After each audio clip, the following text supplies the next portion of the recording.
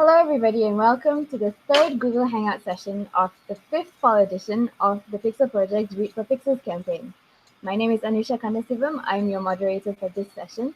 Through Read for Pixels, the Pixel Project is collaborating with 15 award-winning, best-selling authors to raise awareness about violence against women and to raise funds for the Pixel Project to keep our efforts to end violence against women alive and kicking, and also to help us reveal the first mystery celebrity male role model portrait in our celebrity male role model Pixel Reveal campaign. Now I'll be telling you more about the Read for Pixels fundraiser, which has lots and lots of exclusive author goodies a little later in the session.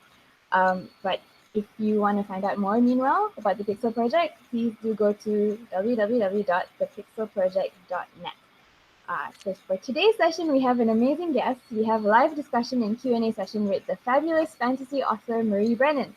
Marie is the World Fantasy and Hugo Award-nominated author of several fantasy series, including the Memoirs of Lady Trent, the Onyx Court, the Wilder series, the Doppelganger duology, and the Verikai novellas, as well as more than 50 short stories.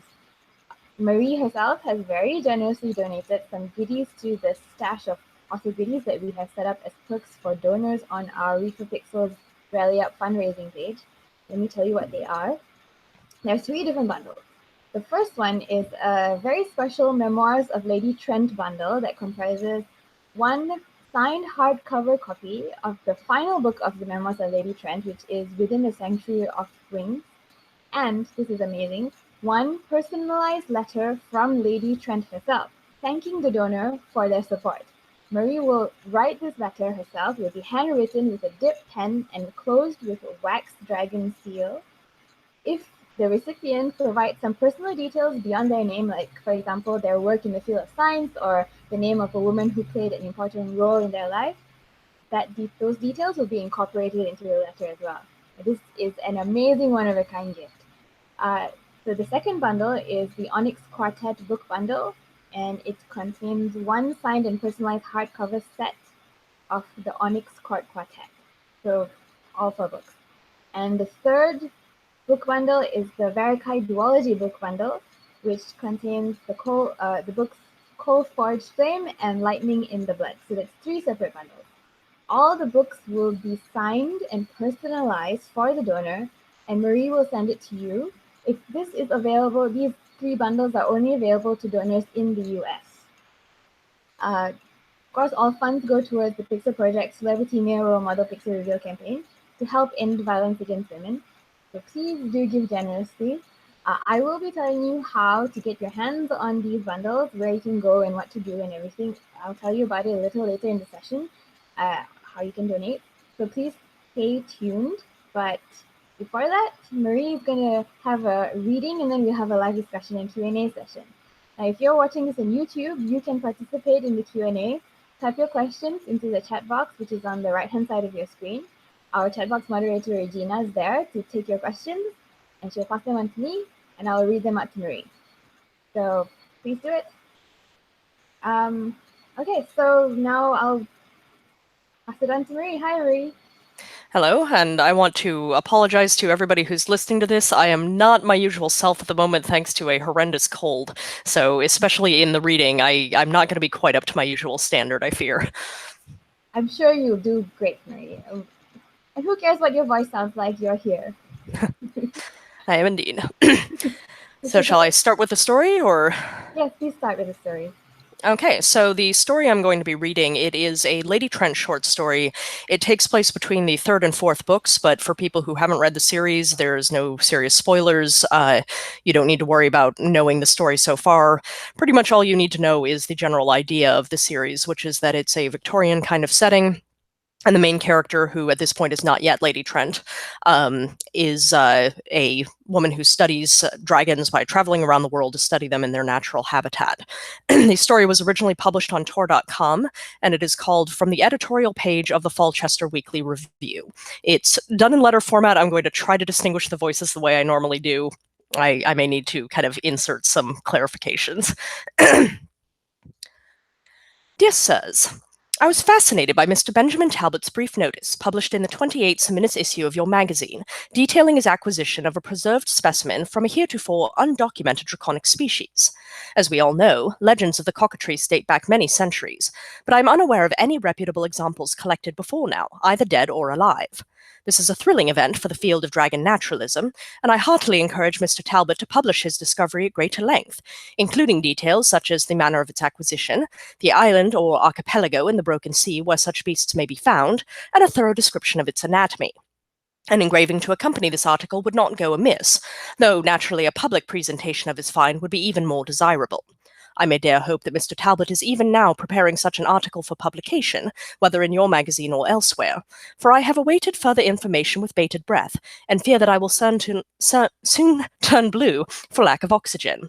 I am, as always, your devoted reader, Mrs. Isabella Camhurst. Dear Sirs, I will beg your leave to respond to Mrs. Camhurst through the medium of your pages, for she has addressed me publicly and as such deserves the public reply, lest I leave your readers in unnecessary suspense. I assure Mrs. Camhurst that my cockatrice will be made public in due course. I am making arrangements even now for its display, which will begin on 21 Caloris in Murtic Square, with admission quite reasonably priced. I hope that she understands my reticence in saying more about its place of origin. The appetite for such curiosities is insatiable, and were I to make public the name of the island where this specimen was collected, hunters might flock to its shores, and the population would soon be reduced to a fraction of its current number. Mrs. Camhurst having expressed tender sentiment for the well-being of dragons on previous occasions, I trust that her feminine heart will understand my concerns and not begrudge me this measure of caution. Your obedient servant, Mr. Benjamin Talbot. Dear Sirs, I thank Mr. Talbot for his solicitous attention to the well-being of both cockatrices and my feminine heart, but I had hoped for rather more specific of an answer. To explain my position, as some of your readers may know, I recently returned to Skillen following extensive travels around the world, including a lengthy sojourn in the Broken Sea. I do not claim to have visited every island in that region, a feat I am not certain any human can honestly say he has achieved, but my ship called at multiple ports in both the Malatan and Puyan regions, and in all these places I made no secret of my interest in creatures of even faintly draconic nature. I studied everything from sea serpents to fire lizards, to the so-called Komodo dragons of Sinkarbao, which proved not to be dragons at all. But nowhere in my travels did anyone say anything to me of a creature resembling the legendary cockatrice. Given the distance between here and the Broken Sea, and the unsuitability of any part of the cockatrice for use in ladies' fashion, I cannot imagine that hunters would make terribly large inroads on the population there. But there may be scholars who would wish to study them in their natural habitat, and for such individuals the name of the island would be tremendously useful. Elsewise, they must search throughout the Broken Sea for this creature, crossing off their list only those islands I myself visited, where I am certain no cockatrices are to be found. Regardless, I look forward to Mr. Talbot's public presentation of his specimen, which I will be very interested to inspect at the earliest possible opportunity. Yours in intellectual curiosity, Mrs. Isabella Camhurst. Dear Sirs, it was with some dismay that I opened the 29th Florist issue of your magazine to find another letter from Mrs. Camhurst gracing its pages. Although her enthusiasm is remarkable, I begin to feel that she is using your publication as a forum for some kind of campaign against me, which might better have been carried out in private correspondence. I am of course aware of the expedition to the Broken Sea last year, led by my esteemed colleague from the Philosopher's Colloquium, Mr. Thomas Wilker. I do not think, however, that Mrs. Camhurst's role in that expedition qualifies her to offer an authoritative opinion on the full complement of draconic species in the region, a fact she herself admits, though she does not let this hinder her from offering such an opinion regardless. Indeed, many of the stories we have of her actions during that expedition are anything but scholarly in nature. In light of this, I can understand Mrs. Camhurst's enthusiasm for pursuing the origins of my cockatrice. Were she able to persuade anyone to fund her travels, she might return to the Broken Sea and see the creatures for herself. But I regret to say that there is an unfortunate air of grasping ambition about her persistence on this topic, as if she wishes to claim the position of authority regarding this species for herself. Perhaps Mrs. Camhurst is unaware of the courtesies practiced among gentlemen and scholars, which dissuade us from poaching one another's discoveries. If so, then I hope this reply will make them clear and bring this matter to a long overdue close. Your obedient servant, Mr. Benjamin Talbot, FPC. Dear Sirs, I pray you forgive me the tone of this letter, which, although addressed to you, is in reply to Mr. Talbot, and is crafted for that audience. I note that Mr. Talbot chose to sign his second reply, printed in the 5 Minutes issue of your magazine, with his credentials as a Fellow of the Philosopher's Colloquium. Being a lady, I of course have not been admitted to the ranks of that venerable institution, but I like to think that my publications speak for themselves on the question of my scholarly achievements. I believe the publications that earned Mr. Talbot his fellowship in the colloquium were on the topic of geology, though of course this does not completely invalidate his observations in the field of dragon naturalism. As for Mr. Talbot's comment regarding my actions during the voyage of the Basilisk, I choose to interpret that as a reference to the events in Kionga, for surely a gentleman of Mr. Talbot's stature would not slander me by alluding to the scurrilous and unfounded rumors which have circulated regarding my private life and interactions with the men around me. I must, however, correct Mr. Talbot's misapprehension concerning one of those men. He named Thomas Wilker as the leader of our expedition. You will note my use of the plural pronoun there, which I employ with deliberate precision. The expedition was a joint endeavor between Mr. Wilker and myself in both its planning and its execution. Any who doubt this matter are invited to submit their doubts to Mr. Wilker himself, who will soon set them straight. He may even, I dare say, do so politely. Furthermore, I should like it to be known that I made several attempts to contact Mr. Talbot by more private means, but, having received no reply, found myself with no other option but to address him in the pages of your esteemed publication, in the hopes that I might meet with better luck there. If he wishes to avoid public debate in the future, I suggest he inquire into the reliability of his servants, or perhaps of the Folchester Postal Service, to discover why it is that my letters have apparently not reached his breakfast table. I'm certain there can be no other explanation for why my previous queries went unanswered. With these matters out of the way, let me speak bluntly. It seems exceedingly peculiar to me that the cockatrice, which is well known in Anthiopian legend these past 1,000 years, should be found on an obscure island in the Broken Sea, quite on the other side of the world. Mr. Talbot has not yet advanced any explanation for how our ancestors of the 5th millennium knew of such a creature, when trade even to the nearer reaches of Eriga or Dajin was uncommon and carried out only with difficulty, nor for why it seems to be unknown in the legends of lands closer to its natural range. Furthermore, while there are branches of the draconic family in which feathers are known, the Quetzalcoatl and Kukulkan of southern Otholea are of course the most famous, but to them I may add the drakeflies I discovered during my expedition with Mr. Wilker to Bayembe and Moulin. A cockatrice strikes me as rather a different matter. I know of no true dragon or draconic cousin that exhibits both scales and feathers, and I must say that I find so hybrid a creature unlikely in the extreme. I do not, of course, accuse Mr. Talbot of deception. Rather, let us say that I must, with reluctance, consider the possibility that he himself has been deceived, that the man who provided him with this specimen, a man, I will note, who has not yet been identified to the public, was either a charlatan or himself the gull of one such. The scholarly community has been subjected to hoaxes before, and no doubt will be again. That Mr. Talbot should consider my interest in this matter to be tantamount to poaching is not only insulting, but indicative of a dismayingly proprietary attitude towards scientific knowledge. Our wisdom grows not by staking out claims and defending them against all comers, but by sharing information freely, so that we may work together for the betterment of all. I would gladly cede all credit for the discovery and study of the cockatrice to Mr. Talbot, if only I trusted him to proceed with integrity. Yours in regret, Mrs. Isabella Camhurst. Dear Sirs, I will keep my reply brief, as Mrs. Camhurst's vendetta against me has already occupied too much of your publication and the patience of your readers. I take the gravest exception to her accusations against me, and were this the previous century, and she a gentleman, I would not hesitate to call her out. As it stands, I can see no productive end to this debate, and to further engage her would be only to validate her pretensions to scientific authority. This will be the last that you or your readers will hear from me on the matter. Mr. Benjamin Talbot, FPC. Dear Sirs, I was delighted to read last week's leading article, A Cock and Tree Story, 30 Caloris, Editors. I had followed with interest Mrs. Camhurst's debate with Mr. Talbot in previous issues, and so it was gratifying to see the conclusion of that tale featured in your publication. I only regret that the name of the man who sold the specimen to Mr. Talbot is still unknown, as any fellow who can convincingly graft the head of a parrot onto the body of an immature wyvern must be very skilled at taxidermy, and I should like to put such talents to more reputable ends. But I thank Mrs. Camhurst for her indefatigable pursuit of the truth, and commend her dedication in disguising herself to attend the opening of Mr. Talbot's exhibit, despite his very public opposition to her presence. While I am certain that a lady scholar of her stature has no need of financial assistance, I am taking up a collection to reimburse her for the costs incurred by admission to the exhibit and her subsequent arrest, as a measure of public gratitude. Any who wish to contribute may write to me at number 14 Harwater Street in Fulchester. Your servant, Mr. William Penberg. And that is the story. That was so entertaining. And that kind of really casual misogyny, we still experience it today, don't we? Yeah, just dismissing the knowledge that women have rather than acknowledging that, they have a right to opinions and to authority on certain subjects. Exactly. Well, okay, well, I'm going to start asking my questions because they're all about that kind of thing. Now, we just saw an amazing, one of your amazing female protagonists.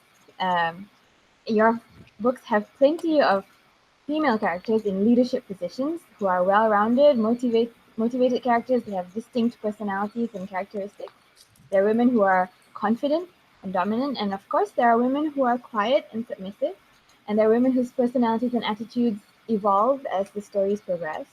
So my question is, who or what inspires you to create these women characters, and how do you work around stereotypes to create a female character who has her own agency in dealing with the world around her, including situations that involve sexism and misogyny and violence against women and girls?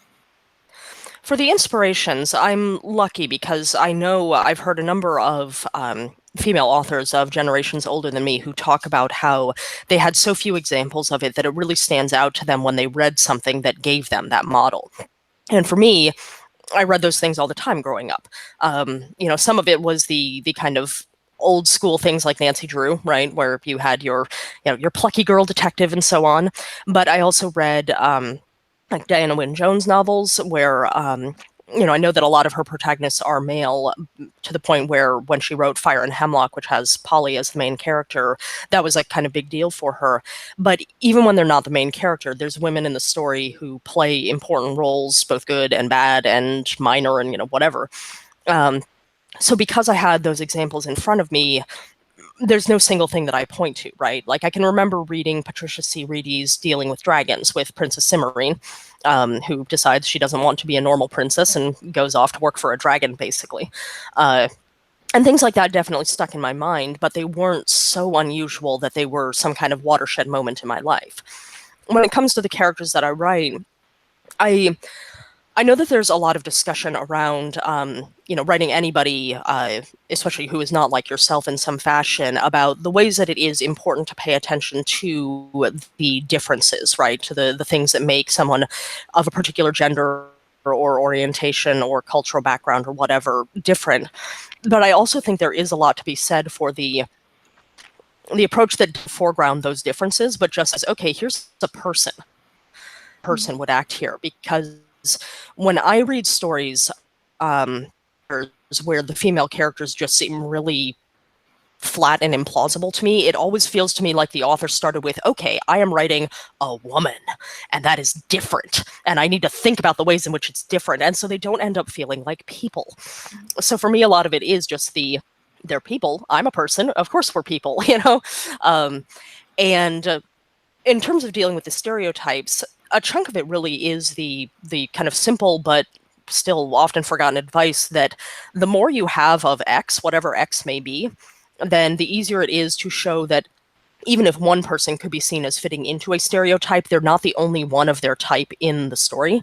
And so, like, if you've got 6 women, one of them might be some kind of like femme fatale. But if she's one femme fatale in a group of 6 that are not like that, then it doesn't read the same way as if you've got one character and she's all sexy and seductive and, all the rest of it.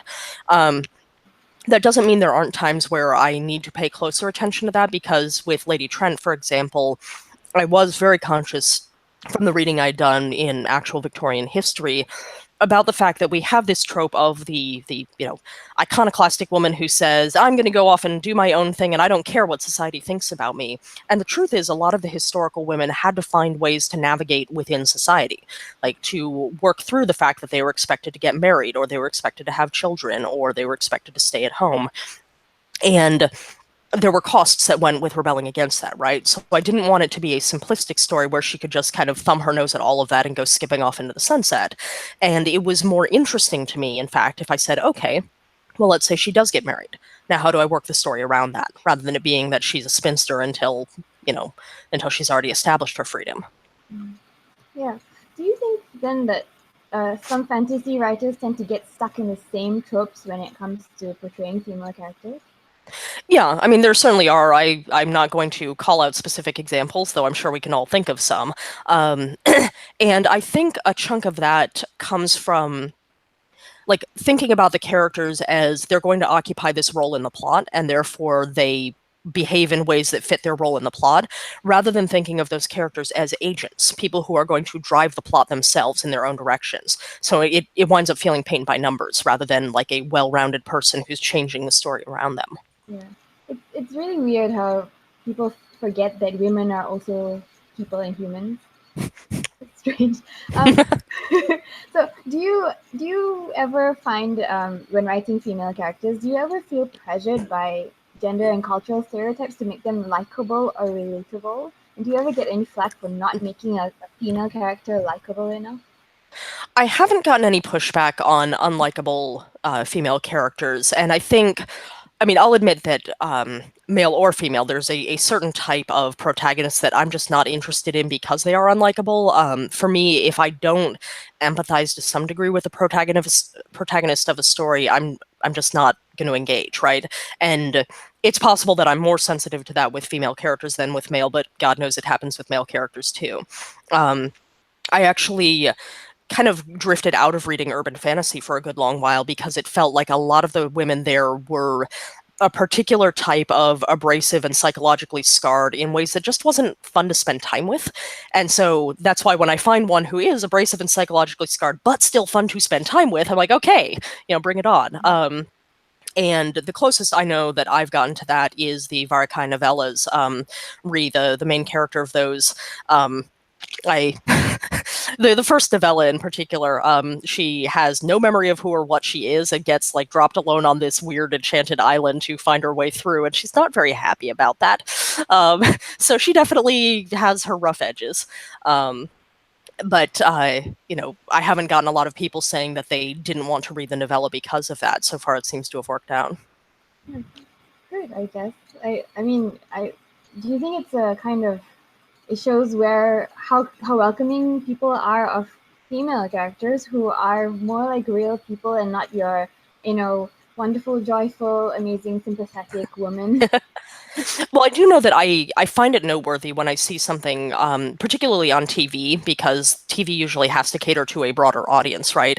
And so when I find a show like Jessica Jones was astonishing for how much they can show Jessica's damage and show how she really is scarred by what she's been through and is not good at personal relationships and is not warm and fuzzy and will probably stab you if you try to hug her.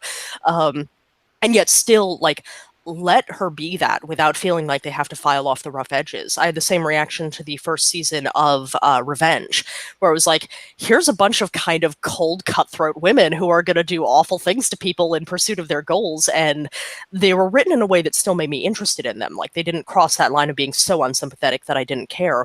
But the show was willing to just be like, no, they're cold. They'll do these things. It's not nice. Yeah. I like this kind of characters too, because I mean, there are people, women like this in the world, and you rarely get to see them in fiction, right? Now, speaking of, I mean, you mentioned just now about having characters having to navigate through society. In your Read for Pixels AMA back in August, you mentioned that when you were writing the Memoirs of Lady Trent, it was sort of on your mind that you set it in a time period and society where prejudice is one of the challenges that Isabella has to overcome. So Isabella does live in a world where her behavior and her ambitions are rigidly controlled and dictated by men. Why did you write this character, like this kind of personality in this kind of world? What kind of message did you want to send to your readers? So the process by which that came about, it was. I understand that when I describe this, I'm to some extent imposing order on it after the fact, because a lot of the thinking goes on, somewhere in the back of my head and then pops up, and I have to try and describe it in a sensible way. the Victorian kind of setting of it, I'm pretty sure grew mostly out of the fact that I thought I want somebody who's going to be studying dragons, and I wanted that time period where science was really widespread but still new enough that it was really easy to make discoveries. Like, you didn't have to be super specialized the way you do nowadays, where like you go to school for years and years and years, and then you work away at one tiny little corner of your field to make a cool discovery. I wanted a thing where the field was much more open.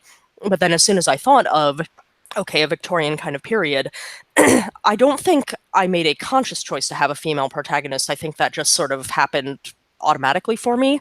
And then that immediately presented me with those issues of, okay, if it is sort of a Victorian period, well, I don't want to do like Disneyland Victoriana, where I have scrubbed all of the kind of things that made the Victorian period what it is, which includes a lot of sexism and a lot of colonialism and so on.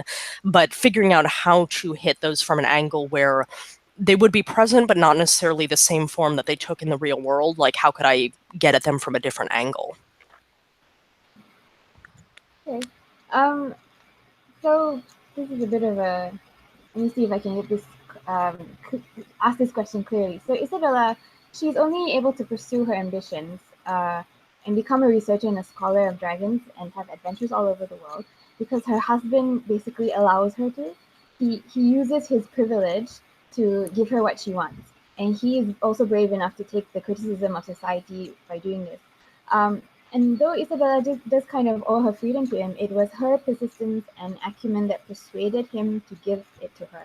So her decisions of who to be and what to do are her own. Was it a conscious choice to write her journey like this? And can you tell us if the process was difficult or was it easy? Yeah, it was definitely a conscious choice, and there were other directions I could have taken it, right? Like, it could have been the story of how she married somebody who decided not to support her in this, and then it would have been about how she, like, ran away from that and dealt with the fallout from, having abandoned her husband. That could also be an interesting story. But I mean, I'm a sucker for like good friendships between men and women. So that was why I went the direction I did, of her finding a husband who's like, okay, I see that this is what you really, really want, and so even though it'll cause difficulty for both of us, like, let's do this thing. And without getting into kind of spoilers for the later parts of the series, there were lots of things that I was thinking through in terms of the different ways to thread that needle, kind of, and the consequences that people would face. I know I particularly dig into it in the second book of the series. There's a bit where Isabella talks to Tom Wilker about how basically, if she gets herself killed off in this jungle, then everybody's going to tell her son, your mother was this unfeeling madwoman who abandoned you to go off to a tropical forest to die. Whereas if you look at Victorian history, if a guy goes off and does that, everybody's like, oh, your father was a great hero. So yeah, she has a very bitter line about how, like, nobody questions the guy's decision to do something like that, but everybody questions the woman's decision. And I hadn't come across this information at the time, but I was reading something recently about how situations where you get a parent leaving their kid alone for a few minutes while they just like run into a store or something like that. And we're not talking about in a hot car where they could, have heat stroke, just normal safe conditions. They've done psychological studies where they present people with scenarios about, okay, this person has left their kid alone for a few minutes to go do this thing. The amount of danger people perceive the kid to be in is directly related to how much the people disapprove of what the parent is doing. So if it's the mother leaving their kid alone to like go to a doctor or something like that because she's sick, well, the kid's probably not in that much danger. If she's leaving the kid alone to go spend a couple of minutes in a coffee shop, the kid's in more danger, because why is the mother doing that? If the mother's leaving the kid alone because she's going to visit her lover, well, the kid's in all kinds of danger because the mother is morally culpable there. But then if you do the same thing with a father abandoning his kid for a few minutes, the disapproval is much, much lower. So it's the same kind of thing that you see playing out in the real world right now, with people literally calling the cops on mothers for leaving their kids alone for 5 minutes. It's weird how this double standard exists, right? Okay. Anyway, let's go on to another question. You Sure. mentioned just now you love writing good friendships, and your books do showcase a wide range of male and female relationships. Aside from romantic relationships, there are these wonderful friendships, platonic friendships, which don't suddenly devolve into like some love triangle. Um, and back to the natural history of dragons, we see that marital relationship in this Victorian type world where two people sort of know they don't really love each other. They have a mutual respect in the beginning because they don't really know each other, but it grows into something, right? Why do you decide to depict these kinds of real relationships instead of the kind of general romantic conflict that we find in these kind of novels? I mean, some of it was the cultural reasons, right? That it's not that there were never love matches in Victorian times, because of course there were, but there were many situations where, yeah, people who didn't know each other all that well might get married because there's good social reasons to do it, and then they have to develop their relationship after they're already hitched, and you just kind of hope it works out well. And I mean, I wanted that because partly, it's less common in fiction, right? That I could do something that was a little bit fresher, perhaps, by approaching it from that direction, but also that ultimately the one true passionate first love of Isabella's heart is dragons, right? And so it's not that she never falls in love with men, but if I foregrounded that, if I had like, oh, she gets swept off her feet in this romance by a guy and then they get married, and I put that right at the beginning of the story, that's going to color the way the reader views her life, right? And I wanted it to be something where the first love is dragons, and the other loves come later, and they're important, no question about it, but they're not where the story starts. Yeah. Yeah, that's pretty cool. That's what I really liked about her. Where you kind of realize that she really loves dragons. She wants to dedicate her life to it, and which is kind of like a modern woman you would find today, who is dedicated to her career and wants to do what she wants to do and is ambitious enough to go and get it. And yeah, it's nice to see that kind of character reflected in this Victorian world, right? But anyway. Um, so going on about you talked about just now. Isabella maybe dying in the jungle and being blamed for leaving her child behind. So you do deal with these oft ignored but very real and common women's issues in your stories. Like Isabella, I hope I'm not giving away any spoilers. She goes through a miscarriage, but she eventually does have children. But then she leaves them to go on adventures and get herself into danger. And though some women in your stories long for motherhood, there are women who, contrary to what society expects of them, just do not, or who are forced to become mothers and are not great mothers because they just don't want to be mothers. Isabella also studies cultural taboos of menstruation and the prejudice that affects women. Why did you decide to write these issues into your stories, and what do you hope your readers can learn from the way the characters deal with these issues? So some of it is because my background is in anthropology, so things like the taboos and the basically the idea there for people who haven't read Tropic of Serpents is there's parts of the world who, when women have their period, they're expected to go off to some kind of place of seclusion, right, until that's over with. Which can be both like a kind of bad oppressive, oh, you're being exiled from society thing, but also women in those societies sometimes view it as vacation, basically. Like, oh, I don't have to cook and clean and take care of all the usual domestic industry right now. I can just go kick back for a few days. So it's a thing that kind of can be viewed both ways. And one of the things that I wanted to do with the series, because I knew I was going to have Isabella traveling to many parts of the world, was to go through different kinds of cultural things that you don't often see in fantasy novels, different sorts of like societal practices. And that was just one of them that I thought, well, if I'm going to have this female character traveling around, that's a thing that she might run into, and that's a plot point you don't normally see. And then with regard to the different attitudes that the women have toward motherhood, I really do think there's this kind of horribly pernicious myth that, like, oh, well, you may want kids now, but once you have one, you'll be glad to have it, and you will instantly know how to be a mother because it's just natural instinct. And that's not true. Like, there's actually a blog I follow that's called Zooborns, and it's just about, like, baby animals in zoos, and it's cute. And not infrequently, the stories there are about how, like, sometimes it'll be, oh, these two zebras, they had a foal and the baby is doing fine and the mother's doing great. And then sometimes it'll be, yeah, and then this first-time mother lioness just didn't even know what to do with her cubs, and the zookeepers ended up having to take the cubs away and hand-rear them because otherwise they would have died. Like, it is not true that that women instinctively know what to do with their babies. Some of them really don't. And so I wanted to kind of foreground that a bit and be like, no, you do not have perfect knowledge of motherhood just by dint of chromosomal makeup, Yeah, and I guess motherhood shouldn't be viewed as an achievement to be unlocked by every Yeah. woman. Yeah. So, How do you think these portrayals can engender further discussion about outdated cultural norms and gender stereotypes and gender equality?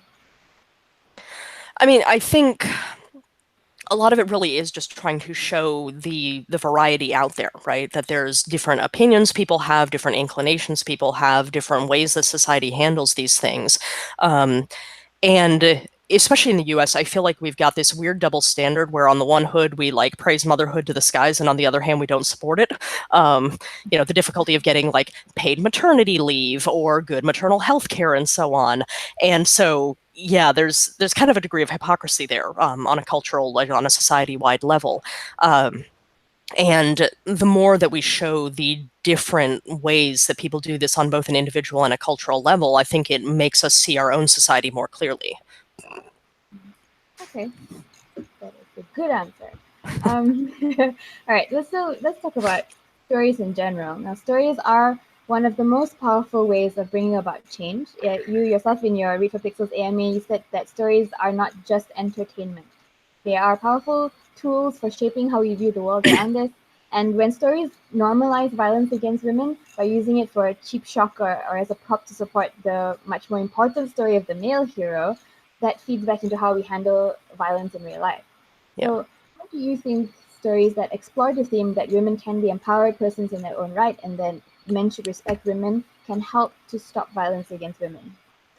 Yeah, so it's interesting because, and you especially see this, I think, with the boom in urban fantasy, like 10 or God, at this point, probably leaning more towards 20 years ago, where there was a whole surge of stories that were pushing back against the previous tropes by basically saying, women can be badass too, right? That women can kick butt, they can carry guns, they can beat up the bad guys.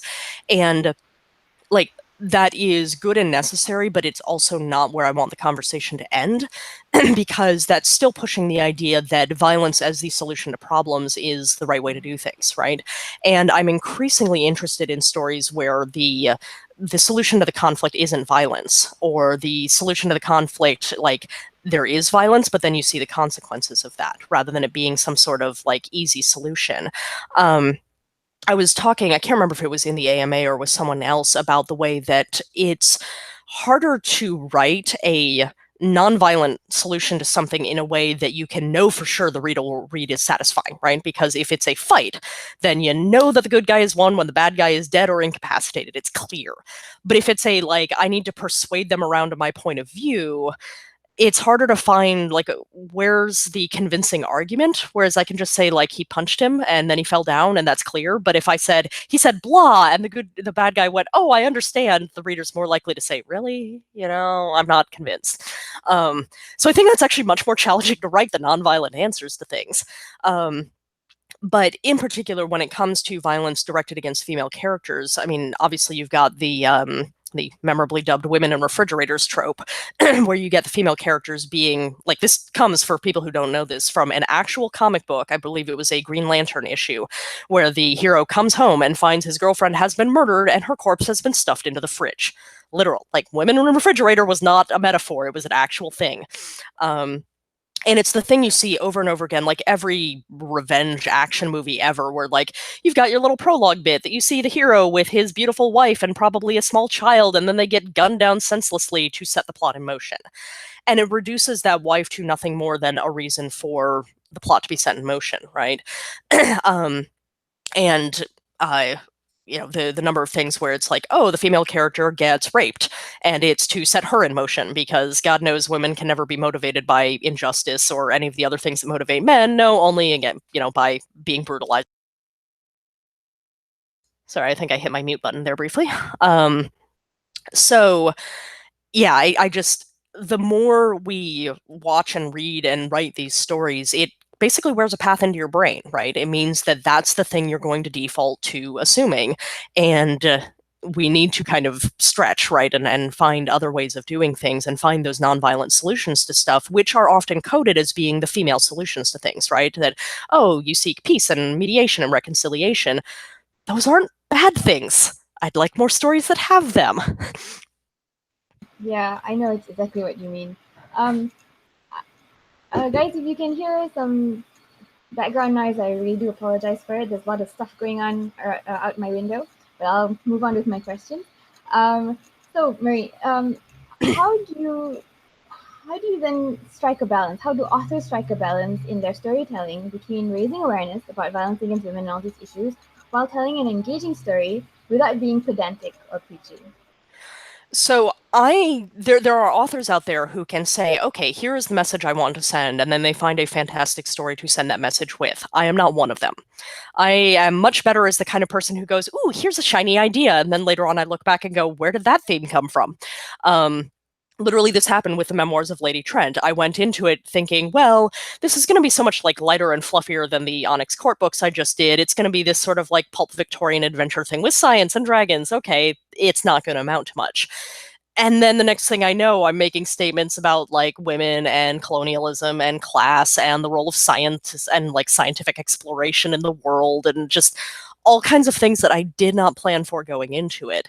And so for me, it's the process of like making sure that I am aware of these issues and that I think about them outside of storytelling, so that then when I find an idea that's shiny and I start to pursue it, on a subconscious level, I'm going to be finding those places where I'm like, oh, well, that's a thing I could do. Like specifically with regards to violence, there's a point in the fourth book of the series, in The Labyrinth of Drakes, where Isabella realizes that she has on multiple occasions now basically solved her problems by figuring out how to throw a dragon at the bad guys. Not literally, like she doesn't pick the dragon up, but by finding ways to get the dragons to attack the bad guys, and that's how she solves her problems. And she stops and is like, is that right?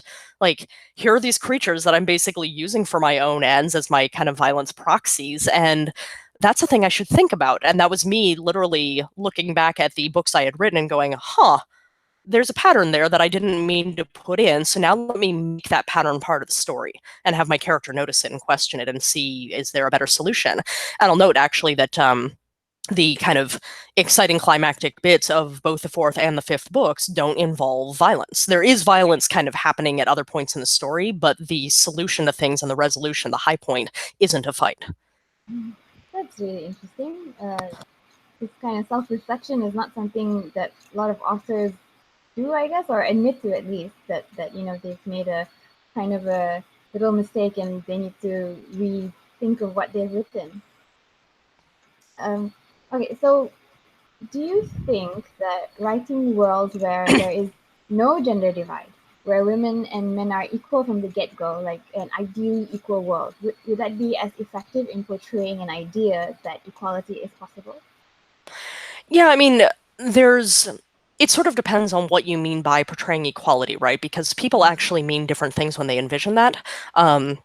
Sometimes they mean it in kind of a, I think of it as the Harrison Bergeron way. There's a Kurt Vonnegut short story where essentially Kurt Vonnegut is a master of taking a simple, nice idea and then running it out to some ridiculous extreme along a particular path and going, see, there's some problems here. And in Harrison Bergeron, that idea is equality. And it's a society where people are specifically given like items and things to handicap them so that like you can't run any faster than anybody else because we've made you carry extra weights to slow you down because we all need to be equal. Like that's obviously not a good kind of equality, right? That people are different. Some of those differences run to some extent along gender lines, but meant much fewer than people tend to assume, right? The extent to which our differences are socially trained into us as opposed to being innate is higher than a lot of people believe. So, I mean, I'm working on something right now where we, for the most part, have not built. I'm collaborating on a novel with a friend of mine, Alyssa Helms. We haven't built significant gender roles into most of what we've got there. There's one exception that one of the societies does have kind of a little bit of a gender role going on with two of the positions in their society. But even there, we decided, okay, well, you've got things like real world Albanian sworn virgins, which were women who would basically dress as men, act as men, because maybe their family didn't have any sons. So we even built in, all right, these two roles in this one society are gender linked, but we're going to make it so that people can become socially that gender if that's the role they want to be fulfilling.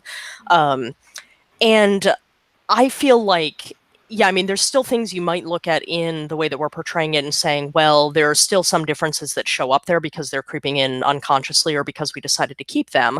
But we're still telling a story where men and women have equal ability to be relevant to the story, to affect the plot, to make things happen in the world.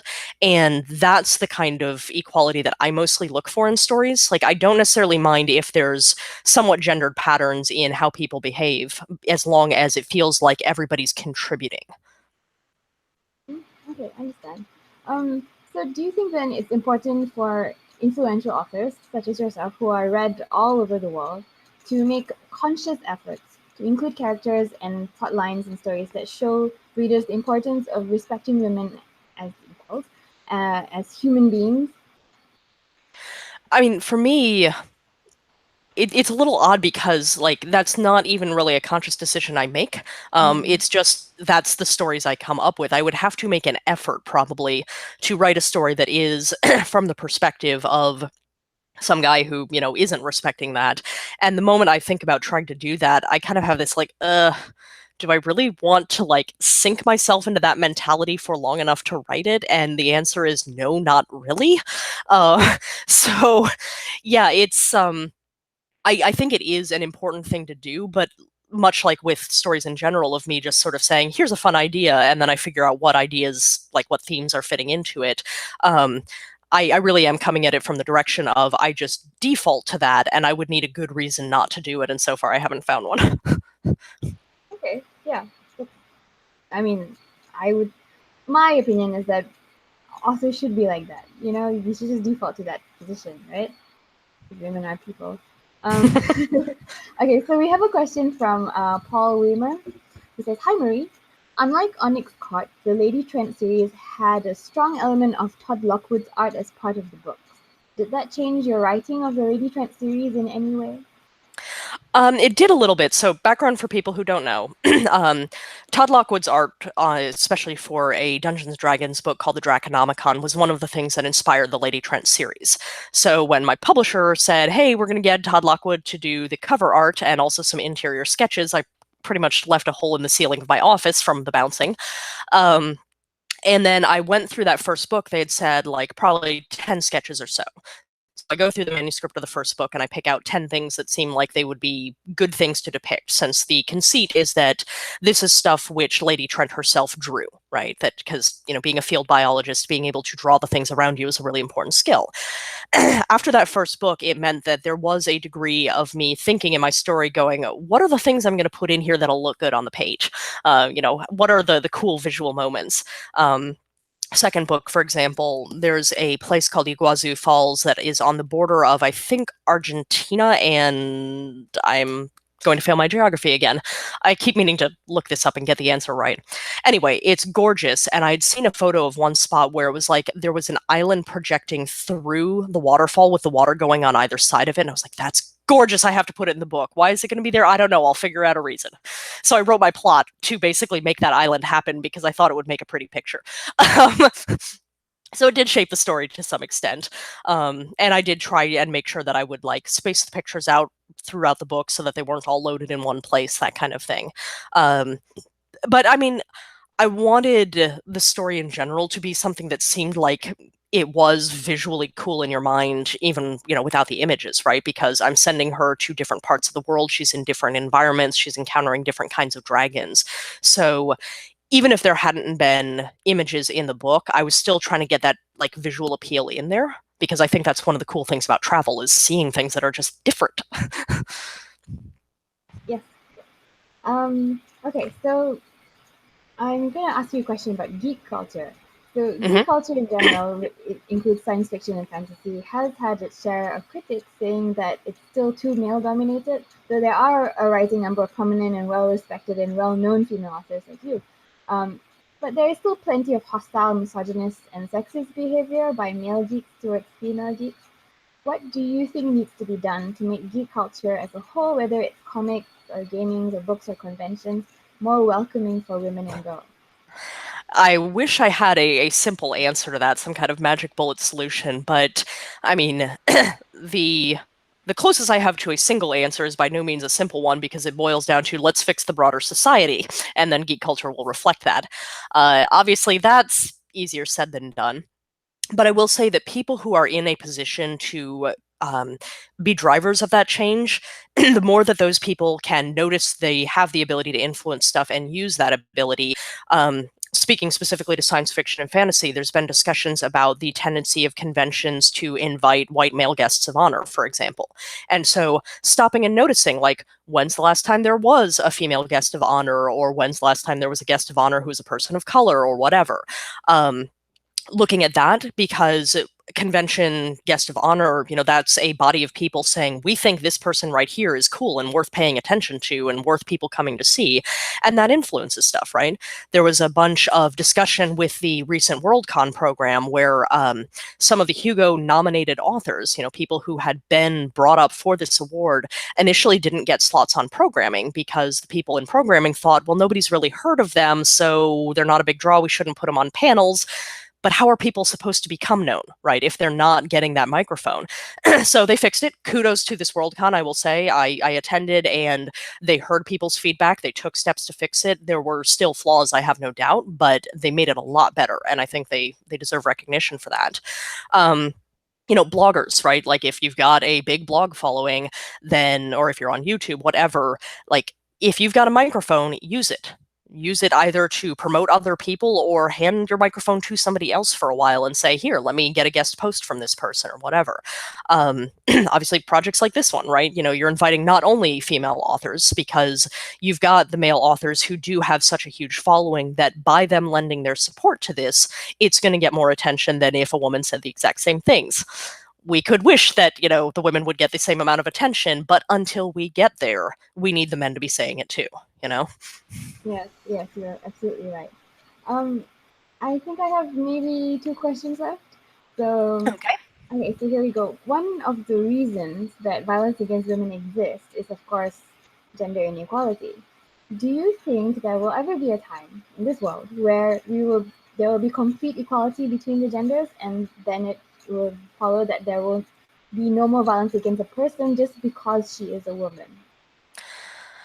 I mean, do I think we will get there? I'm not psychic, I don't know. There's a little part of me that says, 50 years from now, the environment will have collapsed anyway, and we'll all be reduced to a state of savagery. I mean, who knows? Yeah. But do I think it is possible for it to get there? Yes, I do. I think it takes effort. I think assuming that we're going to get there automatically because things are always improving is nonsense. Like, if you look at history, you can see plenty of places where great gains were made towards equality, towards justice, and so on, and then got lost again because people didn't defend them. So I think we have to keep striving toward it, but I don't see any reason why we couldn't, at the very least, reduce gender-based inequality and discrimination and so on to a small enough level that you would need scientific equipment to measure it, right? Right now, you can see it with the naked eye. I'd like to get it smaller than that. Yeah. Okay. All right. So I think I'm going to ask my last question now. Okay. Okay. So now you, Marie, have been so very incredibly supportive of our Read for Pixels campaign and our anti-violence against women work as a whole. So this might be a bit of an obvious question, but I'm going to ask it anyway. Why do you support the cause to end violence against women? And what do you think authors such as yourself can do to help with the cultural change needed to eradicate violence against women and girls? So the second part's the easier one to answer. That people like myself, people who are authors, pay attention to the stories you're telling. Look at the plot solutions, the plot twists that you come up with, and notice when it is that you're falling into these patterns. Then ask yourself, is that the pattern I want to fall into? Is there some way that I could replace it with something else, or at the very least comment on the fact that I've just put this in there? So self-awareness of your own storytelling is really, really key. As for why I support it, I know it came up before we actually started recording about violence against all people. And the response that actually popped up in my mind for that is, okay, I live in California now, and every so often there's a tornado in California. I grew up in Dallas. There's tornadoes in the Midwest all the time. And so, I would be in favor of us doing something to stop tornadoes, right? Because they're really destructive. They don't do anybody any good. But if we were going to do that, we would start in the Midwest, because that's where the tornadoes mostly are. And once we've solved the problem there, we can make sure there's no tornadoes in California either, right? So, I mean, violence in its like true sense, right? I'm not talking about like martial arts where you're doing it for fitness and for focus and all kinds of good benefits, but people hurting other people, it's not a good thing. We would all be happier if we were never subjected to it. But that change can't work if we pretend that it's being done equally in all corners and to all people, because then we're not actually looking at what's in front of us. So we want to stop violence against women because it is disproportionately directed at women, and women are disproportionately not supported when they are the victims of it. We need to focus on that, because that's the place where we can really make a big difference and push toward a better society for everybody in the long run. But it starts with women. All right. Okay. So, folks, that sort of brings us to the end of our Q&A session with Marie. I'm going to put myself on the screen for a little while and give you a break, Marie. So I promised to tell you guys about the author goodies we're giving away and how you can get your hands on them. So as mentioned earlier, Marie has generously donated some goodies to the stash that we have set up as perks for donors on our Read for Pixels Rally Up fundraising page. There are 3 bundles. The first one is a very special Memoirs of Lady Trent bundle, which comprises 1 signed hardcover copy of the final book of the Memoirs of Lady Trent, which is Within the Sanctuary of Wings, plus 1 personalized letter from Lady Trent thanking the donor for their support. Marie will handwrite the letter with a dip pen and enclose it with a wax dragon seal. And if you, the donor, provide some personal details, such as, of course, your name, if you do any work in the field of science, or a name of a woman who played an important role in your life, all those details will be incorporated into this handwritten letter. So that's the first bundle. The second bundle is the Onyx Quartet book bundle, which is 1 signed and personalized hardcover set of the Onyx Quartet. And the third bundle is the Barakai Duology book bundle, which is Coal Forged in Flame and Lightning in the Blood. That's 3 separate bundles. Go and check it out. All the books will be signed and personalized for the donor by Marie, and this is available for donors in the US only. So only if you're in the US, get it, if you're only in the US. Of course, there are also plenty more author goodies available from other authors such as Martha Wells, Jim C. Himes, Juliet E. McKenna, Brandon Sanderson, Richard K. Morgan, and a lot more new goodies are going to be released every week as the campaign gets underway. And of course, all funds go towards the Pixel Project work to help end violence against women. So please do give generously. Now I'm going to share a slide with you to show you where you can go. Here it is. So to get to our Rally Up page, it is is.gd/r4p Rally Up 2018. And I think our chat box moderator, Regina, is going to be putting the link up in the chat box as well. So you can just click there and go straight to it. If you want to learn more about our upcoming Read for Pixels sessions, go to is.gd/Read for Pixels. You can see the schedule of Hangouts that we have with all the authors coming up. If you want to find out more about violence against women and what you can do about it, visit the the Pixel Project's website at thepixelproject.net. And of course, if you want to find out more about the Celebrity Male Role Model Pixel Reveal campaign and see what you can do with that, please visit reveal.thepixelproject.net. Okay, so I'm going to put Marie on screen just for her to say goodbye.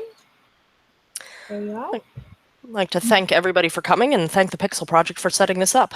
Thank you very much, Marie, for being with us. We had an amazing session and we learned a lot about you, about books, about writing women in fiction. And I wonder, do you have any announcements, any new books coming up that you want to tell the fans about? Nothing coming out in the immediate future, but next spring, there is going to be a book that I've been describing as a standalone sequel to the Memoirs of Lady Trent.